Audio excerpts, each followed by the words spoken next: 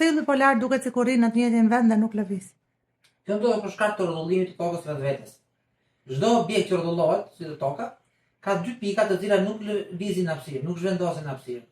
Këto dy pika janë pika nga ku kalon drejtza e boshtit të rrotullimit. Është një vijë rreth të cilit gjithë objekti rrotullohet. Ky bosh rrotullimi i tokës në këtë rast vjen edhe zgjatet dhe prek qiellin në një pikë. Prek qiellin tek ylli polar. Nga ana tjetër e prek tek kryqi i jugut. Dhe këto dy pika, këto dy zona në sferën qiellore nuk lëvizin, thjesht rrinë në vend dhe rrotullohen. Gjithë qielli, ashtu si toka, rrotullohet në drejtimin e kundërt, duke patur dy pika fikse, ylli polar dhe kryqin e jugut. Po, ndërkohë që toka rrotullohet rreth diellit, ajo bën gjithatë hark që rrotullohet rreth diellit. Si ka mundësi që shikon prap yllin polar?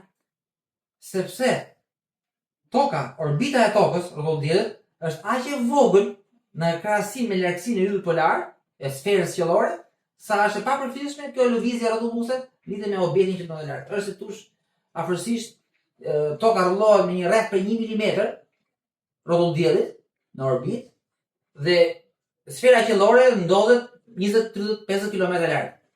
Domethënë sa mund të bëjë diferencë kur ti lëviz kokën me 1 mm për të parë një mal shumë të largët në larg. Domethënë praktikisht për syrin dhe për teleskopin, ai mali që ndroni pa lëviz. Ylli polar nuk duket. Nuk është një lëvizje tek ylli polar. Po ylli polar vet, a nuk lëviz? Ylli polar vet lëviz, si çdo yll në hapësirë. Gjithë yllit lëvizin rrotullohen rreth qendrës galaktikës, me shpejtësi të ndryshme, me këndë pak të ndryshme nga njëri tjetri, dhe ai lëviz, po lëviz shumë ngadalë për syrin e lirë. Vetëm me teleskop shihet lëvizja e tij vetjake, që quhet, i cili yll ka të lëvizjen e vet. Teleskopi Gaia u hodh në hapësirë për të parë lëvizjen specifike të secilit yll, vetjake të ylleve. Dhe ka matur miliarda yje të cilët lëvizin në drejtime nga më ndryshme dhe ka projektuar në të ardhmen se ku do jenë këto yje dhe ku kanë qenë më përpara. Dhe kanë nxjerrë filmime që tregojnë yjet që lëvizin në qiell me shumë shpejt, me shumë shpejtësi. Megjithatë, boshti i rrotullimit të tokës nuk bie drejt tek ylli polar, po bie pak afër yllit polar.